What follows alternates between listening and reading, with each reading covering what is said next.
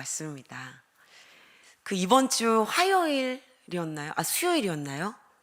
목요일 월드컵 첫 경기를 우리 청년들과 같이 보면서 응원을 좀 했었는데, 한국 국가대표 감독님이 20년 전에 2002년 월드컵에서 선수로 뛰셨던 분이라고 하더라고요. 그 청년들이 그 이야기를 하는 것을 이렇게 듣고 제가 참 외람된 말씀이지만 세월이 정말 빠르구나 그런 생각을 했습니다. 2002년에 내가 뭐 하고 있었지? 생각해보면 제가 그때 고3이었거든요. 얼굴에 빨간 칠을 하고 태극기를 이렇게 몸에다 두르고 시청 광장에 나가서 야자를 빼먹고 막 응원을 했던, 그래서 집에 들어왔더니 집 앞에 캐리어가 나와 있었던 어머니가 집을 나가라고 캐리어를 내다 두셨던 그 기억이 아직도 그렇게 생생한데, 벌써 20년이 지나고 그때 뛰었던 선수들은 감독이 됐고 우리 청년들은 20년 전 일이라고 그렇게 이야기를 합니다. 아마 지금 이 이야기를 들으시면서 20년 전에 네가 태어났지 하면서 앞에 앉아있는 우리 청년 중에 누구를 또 보시는 분들이 계실지도 모르겠습니다. 참 이 빠른 세월 속에서 한 해 동안 애 많이 쓰셨습니다.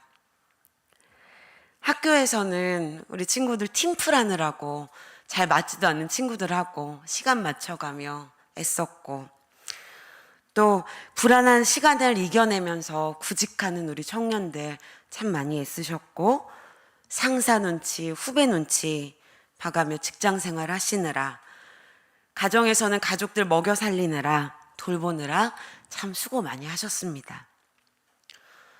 누구 하나 수고하지 않은 사람이 없지요. 그냥 우리의 삶을 읽어나가는 것도 참 벅찬데, 교회에 오면 교사로, 리더로, 직분자로 그동안 이 몸된 교회를 섬기시느라 그것도 참 많이 애쓰셨습니다. 이처럼 모든 사람이 각자의 삶의 자리에서 참 많이 수고하면서 삽니다. 몸과 마음의 고단함을 참아가면서 나름의 열심으로 다들 살아가고 있습니다. 생각해보면 야, 너는 그래도 나보다 낫잖아, 이렇게 이야기하고 싶은 순간들이 불쑥불쑥 찾아오지만, 물어보면 또 누구 하나 인생이 고단하지 않은 사람이 없습니다. 모든 사람에게 인생은 늘 조금씩 벅차고 늘 조금씩 버겁게 느껴지지요. 사람이 무엇 때문에 이렇게 조금은 벅차고 또 조금은 고단한 삶을 인내하고 수고하며 살아낼까요? 그것은 우리가 참아 내려놓을 수 없는 삶이 있기 때문입니다. 물론 그 수고가 더 나은 어떤 날을 위해서 가기도 하죠. 혹은 애쓰며 수고하는 그 삶 자체가 의미 있다고 말하는 그런 누군가도 있을지 모르겠습니다. 그러나 이전에 아주 근본적으로 오늘을 인내하며 살아야 내일이 있다는 것을 우리 모두가 다 알고 있기 때문입니다. 오늘의 고단함을 참아내야 내일 숨쉬고 살아가고 있는 내가 있고 우리 가정이 있고 공동체가 있고, 그렇게 오늘 정도의 삶을 살아가는 것만으로도 우리는 그 수고함을 멈출 수 없다는 것을 잘 알고 있습니다. 그런데 여러분, 만약 우리의 이런 수고가 무의미하다면 우리는 오늘을 견디면서 살아갈 수 있을까요? 우리의 고단함도 우리의 인내도 헛되다 한다면 우리는 무엇으로 오늘을 견디며 살아갈 수 있을까요? 오늘 우리가 함께 읽은 이 전도서의 저자는 3절에서 해 아래에서 수고하는 모든 수고가 사람에게 무엇이 유익한가 하고 우리 삶에 질문을 던지고 있습니다. 오늘 당신의 수고함이 정말 보람있다고 믿으십니까? 하고 우리에게 질문하고 있는 것입니다. 어떠세요? 지금 이 2시 35분에 이 자리에 앉아 있는 이 수고가 보람 있다고 믿으시나요? 우리가 있는 그 모든 자리에서, 우리가 살아가고 있는 모든 시간에 그 모든 것이 의미 있다, 그렇다, 이렇게 대답하고 싶겠지만 안타깝게도 이 전도서의 말씀은 아니다 라고 말하고 있습니다. 2절에 헛되고 헛되며 헛되고 헛되니 모든 것이 헛되도다. 모든 것이 헛되다 합니다.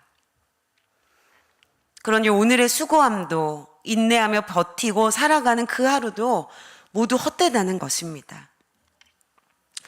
그렇다면 이렇게 모든 것이 헛되다 말하고 있는 이 사람은 어떤 삶을 살았기에 무슨 자격으로 우리에게 헛되다 말하고 있는가? 1절에 보면 다윗의 아들 예루살렘의 왕 전도자의 말씀이라 이렇게 밝히고 있죠. 여기서 전도자라는 것은 우리가 밖에 나가서 교회 다니세요, 예수님 믿으세요, 이렇게 전도하는 사람이 아니고 코엘렛, 회중을 모으는 자라는 뜻을 가진 단어인데, 이것이 한글 성경으로 번역되어 올 때는 도를 전하는 자라, 즉 인생의 길을 알려주는 사람이다, 이렇게 번역이 되었습니다. 다시 말하면 회중을 모아서 그들에게 인생의 길을 알려주는 사람의 말이라, 그렇게 우리가 볼 수 있다는 것이죠. 자, 그렇다면 이 1절에서 길을 알려주는 전도자의 신분을 밝히고 있는데 뭐라고 밝히는가? 첫째로는 다윗의 아들이다. 그리고 둘째로 예루살렘의 왕이다. 이렇게 말하고 있습니다. 이 사람이 누구인가를 왜 밝히고 있을까요? 누군가가 저쪽으로 가시면 맞아요, 이렇게 말할 때 여러분 아무것도 모른 채로 그 길로 가실 수 있으시겠어요?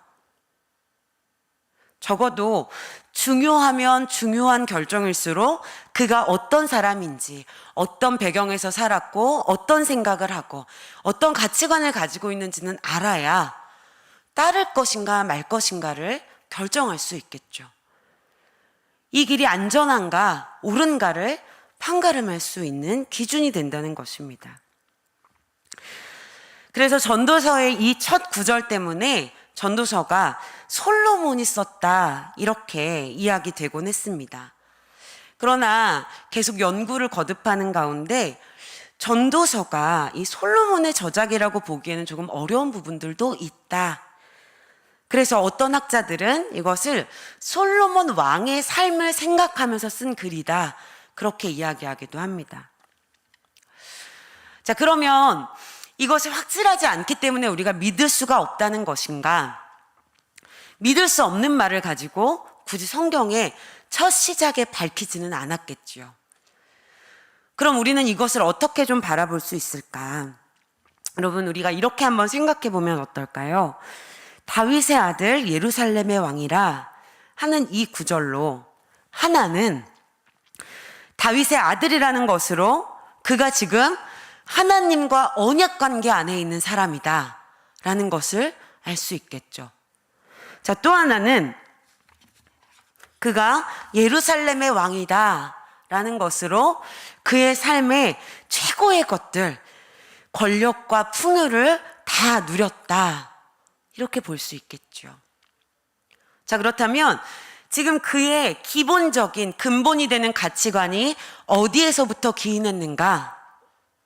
바로 하나님과의 언약 관계 안에서부터 기인했고, 그런 사람이 그의 삶의 평생에 좋은 것을 다 누리며 살아보니 이렇더라 하는 이야기를 우리에게 들려주고 있다는 것을 알 수 있습니다.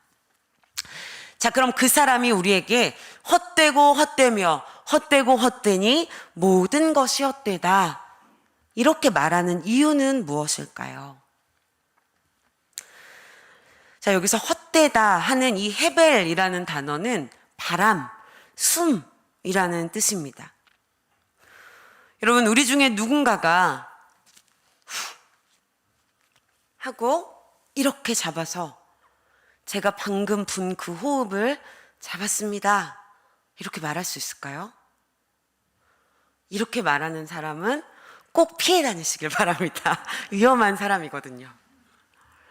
아무도 이 바람, 호흡을 손에 잡을 수 없습니다. 우리가 바람이 불면 바람이 부는구나 이렇게 알 수는 있지만 그것을 눈으로 볼 수도 없습니다. 소유할 수 있는 사람이 없고 자기 의지대로 움직일 수 있는 사람도 없습니다. 6절의 말씀처럼 바람은 그저 이곳저곳으로 불 뿐입니다. 그리고 이 세상의 모든 것이 이 숨과 같고 바람과 같다는 것입니다. 여러분, 우리는 이미 이 헤벨의 덧없음을 이미 성경에서 눈으로 본 적이 있습니다. 바로 창세기에 나오는 아벨입니다. 이 아벨이라는 이름을 히브리어로 쓰면 헤벨과 같은 말입니다. 그의 이름이 덧없음, 공허, 텅 빈이라는 뜻입니다. 그가 성실하게 살았고 하나님 앞에서 순전한 믿음을 지켰고 온전히 예배드렸지만 그의 삶이 죽음 앞에서 너무나 덧없이 날아가 버리는 것을 우리는 직접 보았습니다. 결국 우리의 선함도 우리의 열심도 심지어 하나님 앞에서 온전히 살아가는 그 삶도 죽음 앞에서는 마치 이 바람과 같이 다 흩어지고 만다. 우리는 그것을 알고 있다는 것입니다. 이처럼 인간의 존재가 헤벨과 같다는 것이죠. 전도자는 이 전도서에서 사람을 이쉬라는 단어로 쓰지 않고 아담이라고 표현했습니다. 이 아담, 사람을 뜻하는 아담이라는 말은 아담아라는 흙에서 기인한 단어인데요. 왜 굳이 이 단어를 썼는가? 그만큼 사람의 존재가 이 한 줌 흙과 같은 연약하고 유한한 존재라는 것입니다. 누구도 죽음의 한계를 넘어설 수 없을 뿐더러 오늘 있었다가 내일 사라지는 존재가 바로 우리들이라는 것입니다. 인간이 하나님의 형상대로 지음받은 존재이기는 하지만 그 성질이 흙과 같고 금세 부서지고 날아가 버리는 마치 이 바람과 같고 숨과 같은 그런 존재라는 것이죠. 이처럼 우리의 존재는 눈에 보이지도 않고 잡으려 해도 잡히지 않는 바람과 같은 존재일 뿐인데 그럼에도 불구하고 우리 모두는 우리의 삶에 의미 있고 좋은 것, 새로운 것으로 채우고 싶어하는 욕구가 있습니다. 우리 8절 말씀을 한번 같이 읽어볼까요? 1장 8절 말씀 함께 읽겠습니다. 시작. 모든 만물이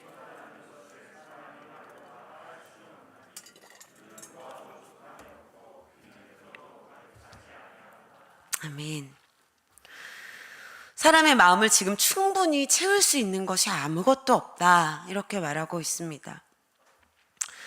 요즘처럼 정말 이 어마어마한 정보와 컨텐츠의 물결 속에서 살아가고 있는 때가 없는 것 같죠.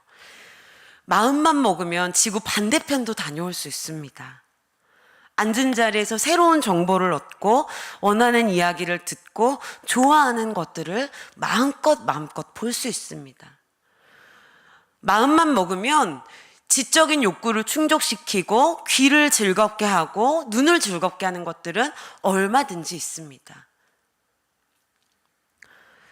그러나 그 많은 것들을 매일같이 보면서도 매일매일 새로운 것들을 보면서도 야, 오늘은 이제 이만큼 봤으니까 이번 주는 그만 보겠다. 아무도 그렇게 말하지 않죠. 아마 우리가 그렇게 돌아다녔던 발품을 실제 이 땅의 걸음으로 옮긴다면 아마 우리는 지구를 몇 바퀴나 돌았을 것입니다. 그래서 이 시대를 사는 사람들을 노마드족이라고 부르기도 합니다. 늘 유목민처럼 새로운 것을 향해서 그렇게 쫓아다닌다는 것입니다. 유랑자처럼 계속 돌아다닌다는 것입니다. 새로운 정보, 새로운 즐거움, 새로운 의미, 심지어는 새로운 공동체를 찾으며 그 수고를 아끼지 않는다는 것이죠. 그러나 그렇게 찾아 헤매는 것이 어디 우리의 마음을 만족시키고 우리의 귀와 눈을 만족시켰던 적이 있었나요? 전도자의 말처럼 한 번도 우리를 만족시켰던 것은 없습니다. 처음이야 새롭고 좋지요. 그러나 시간이 지나면 또다시 새로운 것, 더 좋은 것, 더 의미 있는 것을 찾아 나서게 됩니다. 그러나 성경은 우리에게 이렇게 말하고 있습니다. 9절에 이미 있던 것이 후에 다시 있겠고 이미 한 일을 후에 다시 할지라 해 아래에는 새 것이 없나니.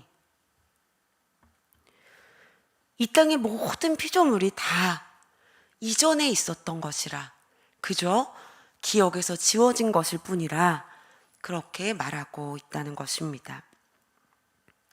그리고 이것은 이상한 일이 아니라 그렇게 말합니다. 해 아래의 모든 피조물들은 원래 이렇게 공허하고 결핍되어 있는 상태라고 말씀하고 있습니다. 한 사람이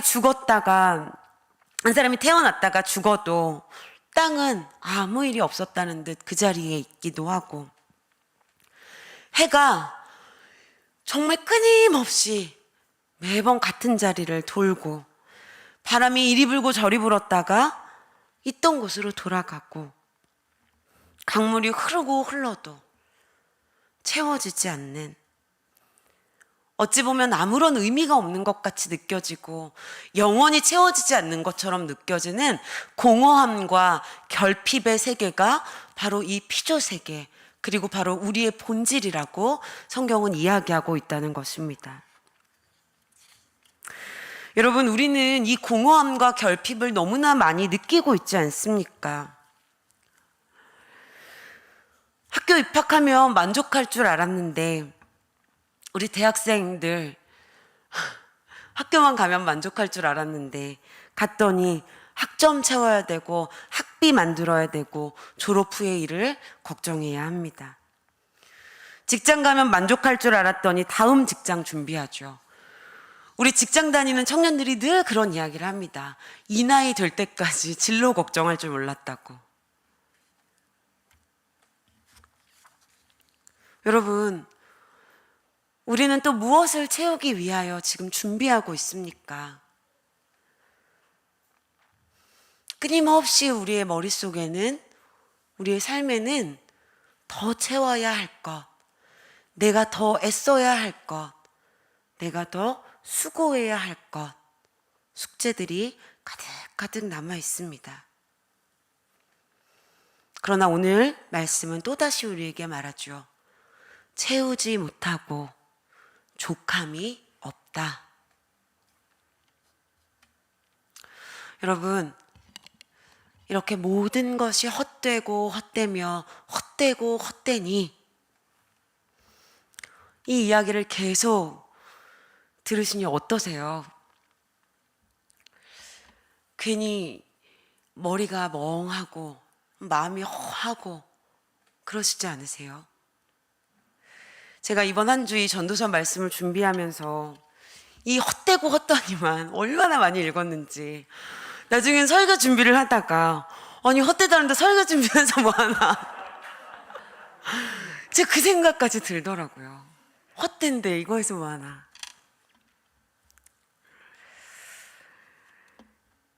그럼 우리는 어떻게 살아야 할까요? 다 헛되니까 그럼 내일이 없는 사람처럼 막 마음대로 그냥 살라는 것일까요?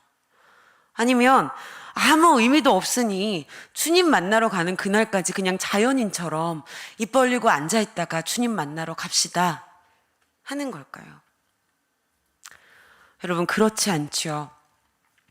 전도서는 우리에게 허무주의를 조장하거나 방종을 부추기는 그러한 책이 아닙니다. 언약 관계 안에서 삶의 풍요도 권력도 삶의 모든 좋은 것을 누려본 이 믿음의 선배의 입을 통해서 하나님은 우리에게 무엇을 말씀하시냐면 그 헛됨 가운데 내가 있다. 그 헛됨 가운데 내가 있다. 그것을 우리에게 말씀하고 계십니다. 전도서가 만약 이 한 권의 책이라고 한다면 이 책을 이렇게 반을 접어서 이 1장과 맞닿아 있는 부분이 어딘가 하고 이렇게 펴봤을 때 이 책의 마지막 12장입니다. 거기서 전도자는 두 가지를 기억하라고 이야기합니다. 하나는 죽음을 기억하라는 것이고 또 하나는 창조주를 기억하라는 것입니다. 죽음으로 끝나는 이 인생의 유한함과 연약함을 기억하는 동시에 그 연약한 존재인, 그냥 불어버리면 다 없어지고 말 것 같은 그 연약한 존재인 우리에게 오신 그 창조주, 유일하게 헛되지 않은 그분을 기억하라는 것입니다. 흙으로 돌아가는 존재임을 기억하는 동시에 우리가 그럼 누구와 맞닿아 있는가? 그것을 기억하라는 것이죠. 여러분, 모든 인간이 한 줌 부스러지는 흙과 같은 존재이고 그 흙이 발버둥 치면서 사는 그 모든 수고가 다 헛되지만 이런 우리를 위해서 예수 그리스도께서 이 땅에 오셨고 믿음으로 고백하는 모든 사람에게 생명을 부어주신다는 사실, 그리고 그런 우리를 통해서 이 땅에 하나님의 나라를 이루어가게 하셨다는 그 사실이 우리의 존재에 너무나 중요한 의미가 되지 않겠습니까? 우리를 위해서 창조주이신 그분이 직접 이 땅에 오셨다. 그리고 그런 아무것도 아닌 존재인 우리와 언약을 맺으시고 밥 먹듯이 언약을 깨트리는 우리와 상관없이 일방적으로 신실하게 그 언약을 이행하시기 위해서 십자가를 선택하셨다는 그 사실이 우리의 채워도 채워지지 않는 그 결핍을 채우기에 너무나 충분한 복된 사건이 아니겠습니까? 여러분, 우리는 이것으로도 이미 충분히 살아갈 이유를 찾는 것이고 우리는 이것만으로도 이미 우리의 존재의 이유를 찾을 수가 있는 것입니다. 그리고 그런 우리가 모여서 예수 그리스도의 몸을 이루어가게 하심이 우리에게 얼마나 영광되며 감사한 일입니까? 여러분, 전도서의 모든 것이 헛되다 하는 이 선언은 우리의 존재를 하찮게 만드는 선언도 아니고 우리의 삶을 허무주의나 방종 가운데 빠뜨리는 선언이 아닙니다. 그렇게 헛되고 헛된 바람과 같은 그 인생 가운데 오신 예수 그리스도만이 우리의 삶의 이유가 되신다. 그분만이 헛되지 않은 것이다. 이것을 우리가 알고 인정함으로 우리의 삶의 모든 속박과 삶의 짐으로부터 두려움과 버거움으로부터 자유하게 하시는 복된 선언인 것입니다. 사랑하는 우리 청년 여러분, 그리고 우리 직분자 여러분, 이곳에 계시는 모든 분들이 참 수고하고 애쓰며 살아가고 있다는 것을 잘 알고 있습니다. 누군가는 하루 숨 쉬며 견디며 살아가는 것도 힘든 그런 분이 계실 것이고 또 누군가는 우리의 가족과 우리의 공동체와 나의 삶을 위해서 매일같이 전쟁터와 같은 그곳으로 뛰어들고 계실 것이라 생각이 됩니다. 아무리 성경에서 우리의 수고가 헛되다 이렇게 말해도 모두 다 수고하며 살 것이고 수고를 멈추며 살아갈 수 없는 것을 우리는 다 알고 있습니다. 여러분, 그 수고하고 애쓰는 삶 가운데 이 전도서의 선언을 기억했으면 좋겠습니다. 그 선언은 헛되고 헛되니 아무것도 하지 맙시다 하는 것이 아니고, 그 우리의 수고함 자체가 우리의 삶을 구원하지 않음을, 그 우리의 수고가 이 공동체를 구원하지 않음을, 그 우리의 수고가 우리의 가정을 구원하지 않음을 기억하라는 것입니다. 우리를 구원하는 것은 헛되지 않은 오직 예수 그리스도, 불어 날아가 버리고 없어져 버릴 그 존재 가운데로 오신 그 예수 그리스도만이 우리의 삶을 구원하시고 우리의 삶의 의미가 되시며 우리의 삶의 힘이 되신다는 것입니다. 이 대림절 첫 주일, 바람과 같은 인생에 찾아오신 그 예수 그리스도께 수망을 두는 우리 모두가 되기를, 그래서 그분으로 인한 충만함과 자유를 누리는 우리 모두가 되기를 주님의 이름으로 축복합니다. 우리 이 시간 말씀을 기억하면서 함께 찬양하기 원합니다. 우리 가운데 오셔서